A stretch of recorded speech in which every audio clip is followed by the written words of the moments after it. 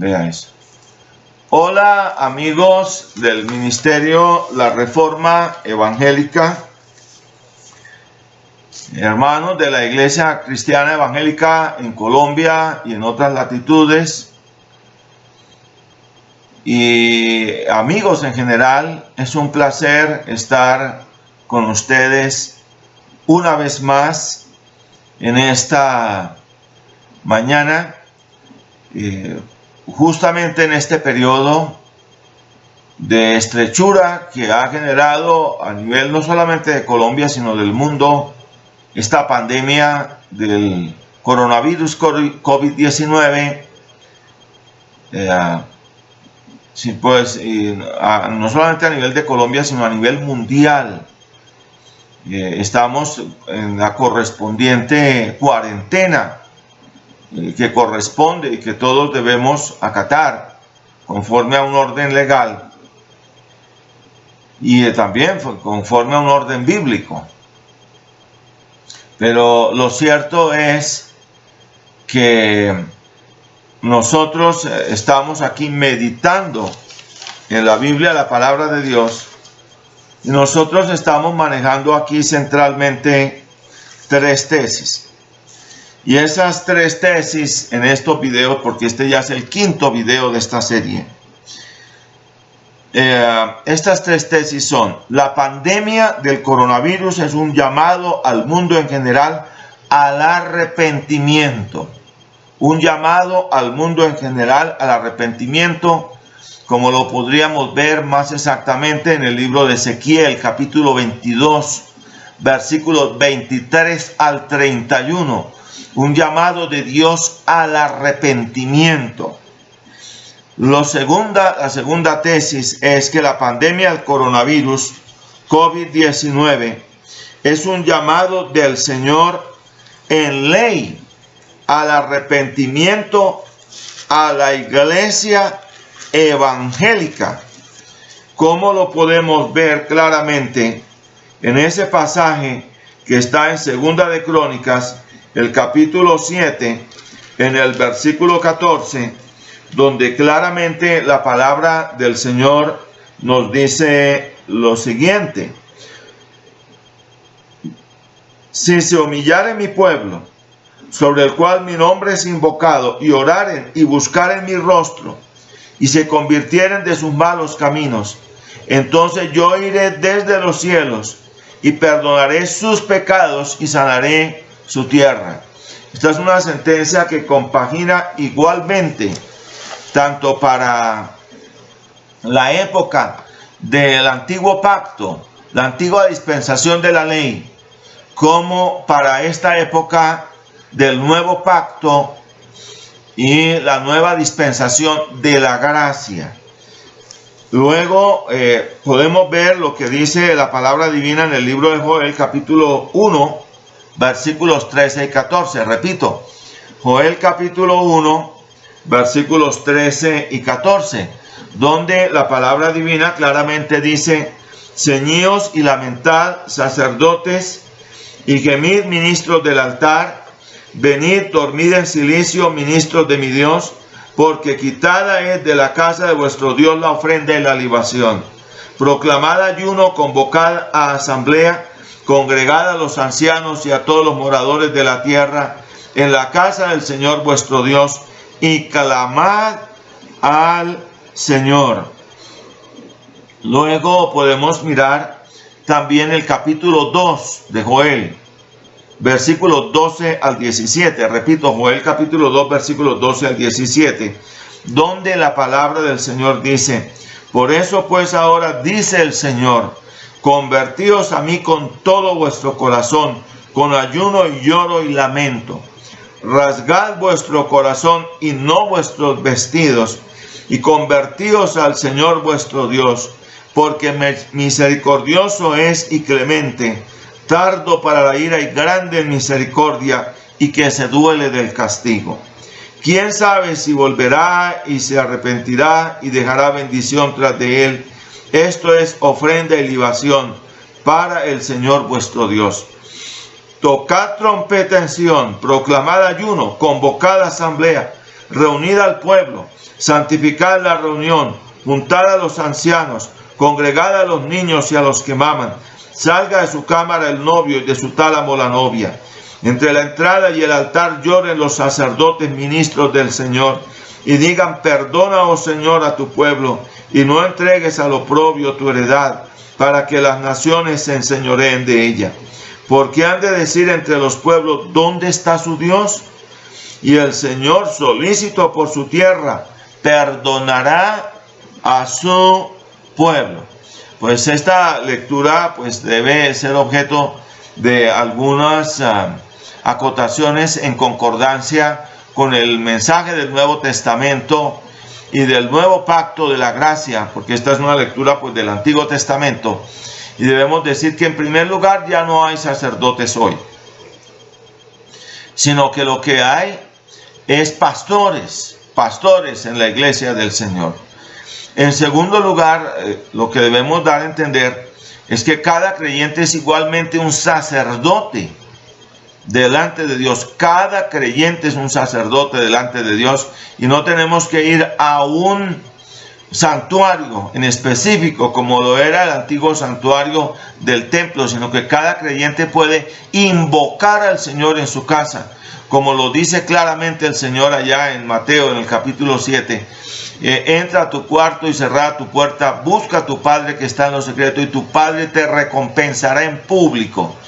Y lo tercero que nosotros queremos decir es que habiendo medios de alta tecnología, medios virtuales como hoy, habiendo medios como la televisión, medios como las redes sociales, la internet en general, puede el pueblo de Dios ser congregado virtualmente, cada uno en sus casas, para que el pueblo de Dios unido clame y busque la presencia del Señor. Y es lo que cada asociación de pastores debe hacer con los creyentes en las respectivas municipalidades, en las respectivas provincias, buscando al Señor en verdad de corazón. La segunda o la tercera tesis que estamos esbozando en esta serie de videos es que el movimiento de la fe es la nueva Roma, y hasta el COVID-19 en el seno de la iglesia evangélica, con sus herejías y prácticas que son antibíblicas, es la nueva Babel. Y traemos a colación lo que nos dice la palabra divina en Ezequiel, en el capítulo 18, Apocalipsis, capítulo 18, versículo 4. Repito, Apocalipsis 18, 4. Cuando dice: y oí otra voz del cielo que decía: salid de ella, pueblo mío, para que no seáis partícipes de sus pecados, ni recibáis parte de sus plagas. Salid de ella, pueblo mío. Este es un llamado del Señor a la iglesia. Hermanos, nosotros, sin más, hemos de tener en cuenta que en el Nuevo Testamento, en los días del Señor Jesús, se vio una clara diferencia en mucho entre el cuerpo escogido de los talmidim o discípulos y la multitud. Vemos que la multitud es intermitente. Hoy estaba, mañana ya no estaba. Hoy era, mañana ya no era. En un momento dado era una multitud emocional, acogiendo al Señor Jesús y estrujándolo. En otro momento es una multitud dubitante. En otro momento la multitud ya no está. Pero había una diferencia con los discípulos, y es que el discípulo es consagrado, es estable. Los discípulos del Señor siempre estaban allí. Y la pregunta es si nosotros somos de la multitud o si nosotros somos de los discípulos. Porque el Señor Jesús dijo: id y haced discípulos a todas las naciones, bautizándolas en el nombre del Padre, del Hijo y del Espíritu Santo. Entonces la pregunta es esa: ¿nosotros somos discípulos del Señor y somos estables en nuestras vidas hay en verdad una consagración al Señor de corazón. Lo segundo es que la multitud va tras las añadiduras, las señales, lo inmediato, va tras el poder. Incluso en algunas ocasiones va tras necesidades legítimas. Pero la multitud va tras lo inmediato. Por eso el Señor Jesús dijo claramente: mas buscad primero el reino de Dios y su justicia, y todas las demás cosas os serán añadidas. Pero la multitud va tras las añadiduras. Tras las añadiduras es que la multitud va. Y la palabra divina es muy clara cuando dice: estas señales seguirán a los que creen.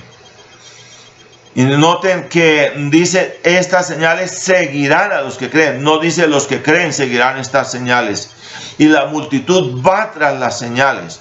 Tras de esto es que va la multitud. Pero el discípulo va tras el reino de Dios y la palabra de verdad.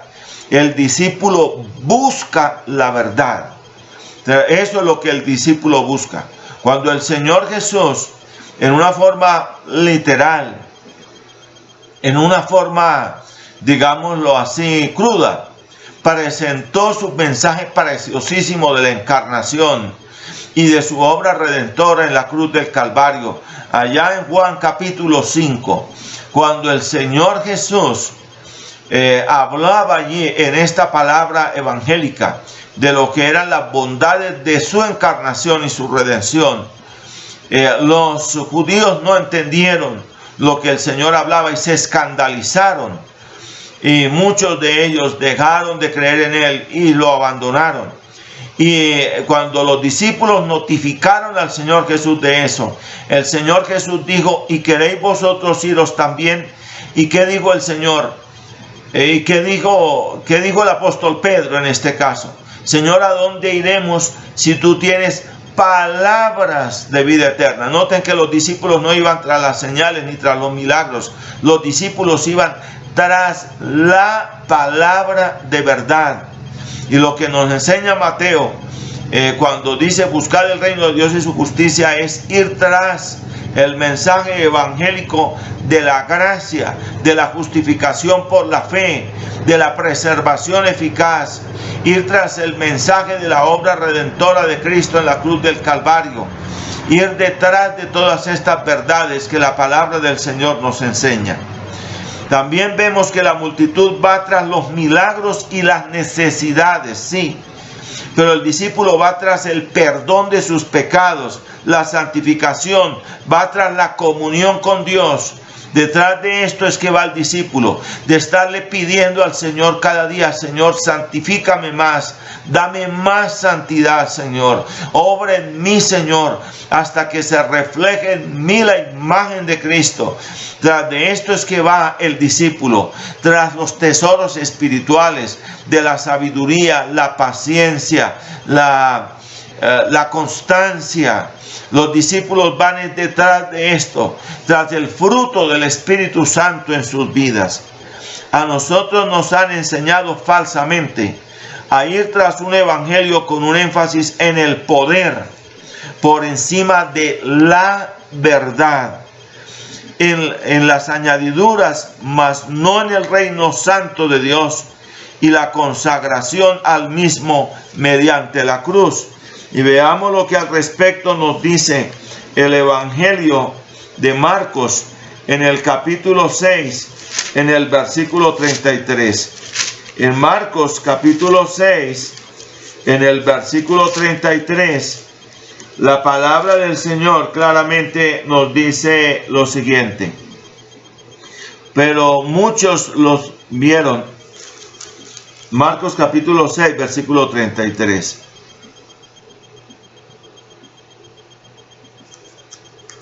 Donde la palabra del Señor dice: mas buscad primeramente el reino de Dios y su justicia. El claro perfil bíblico cristiano novotestamentario de la oración lo vemos en Mateo, el capítulo 6, versículos 9 al 13. En Mateo capítulo 6, en los versículos 9 al versículo 13, el Señor nos presenta lo que es el auténtico marco bíblico novotestamentario de la oración bajo la gracia. Lo que dice la palabra del Señor aquí es: vosotros pues oraréis así: Padre nuestro que estás en los cielos, santificado sea tu nombre, venga tu reino, hágase tu voluntad como en el cielo, así también en la tierra. El pan nuestro de cada día, dánoslo hoy, y perdónanos nuestras deudas, como nosotros perdonamos a nuestros deudores. Y no nos metas en tentación, mas líbranos del mal.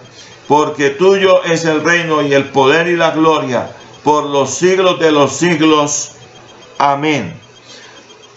Y si nosotros miramos Marcos capítulo 11, versículo 22, vemos también que allí el Señor Jesús nos dice lo siguiente: tened fe en Dios, no fe en nosotros mismos, ni fe en la fe como lo enseña el humanismo, como lo enseña el movimiento del nuevo pensamiento y la nueva era.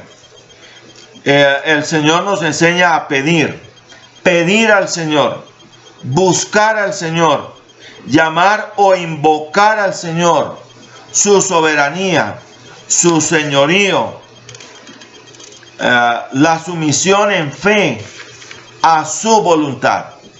El Señor es quien tiene el poder, no yo. El poder viene de Él, no de mí. Todo esto es adoración, como nos lo enseña el Salmo 15. Repito, el Salmo 15. Allí el lenguaje del Señor es del Señor Jesús. En esta oración del Padre Nuestro, cuando Él enseñó a orar a sus discípulos, repito, el lenguaje del Señor Jesús es distinto al del movimiento de la fe. En el movimiento de la fe se nos habla de reclamar, declarar, decretar, traer, atar, desatar.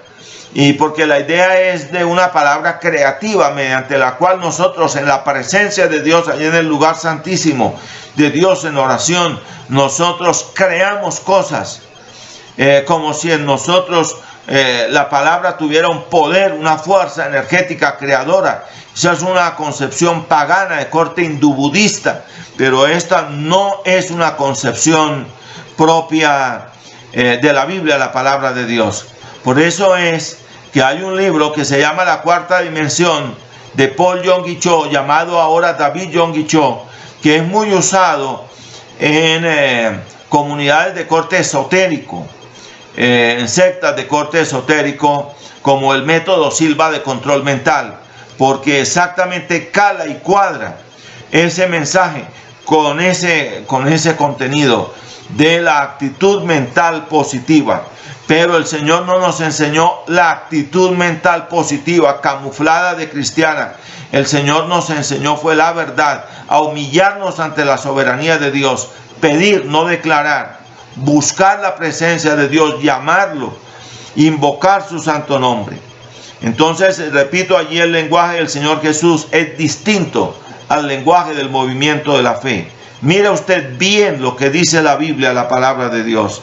En el movimiento de la fe es una fuerza energética espiritual almacenada en mí, y las palabras son los contenedores de la misma. Por medio de la fuerza de la fe, y las personas pueden crear sus propias realidades. Pero este es el concepto, repito, hindú-budista y novoerano de la fe, mas no es el bíblico. El movimiento de la fe no cree ni predica la soberanía de Dios. Ahora estoy viendo que algunos antiguos maestros del movimiento de la fe, como el caso del señor Dante Hebel, está como cambiando de tono en esta estrechura que estamos viviendo de la pandemia del coronavirus y la pandemia, pues la pandemia del COVID-19. Porque justamente ellos que han enseñado esto, ahora se hallan y se ven frente a la realidad impotentes. Pero lo que ellos han dicho es que ellos tienen todo un poder de parte de Dios que es un poder que está discrecional a su libre arbitrio. Eso es lo que ha enseñado el movimiento de la fe. Y que ellos tienen un poder tan grande y tenemos un poder tan grande como el de Moisés y de Aarón en general. Pues muy bien, Moisés y Aarón, cuando eran convocados por el faraón para orar, después de orar ellos salían afuera y declaraban, perdón, no declaraban, sino que oraban y pedían a Dios que levantara la plaga, y Dios la levantaba.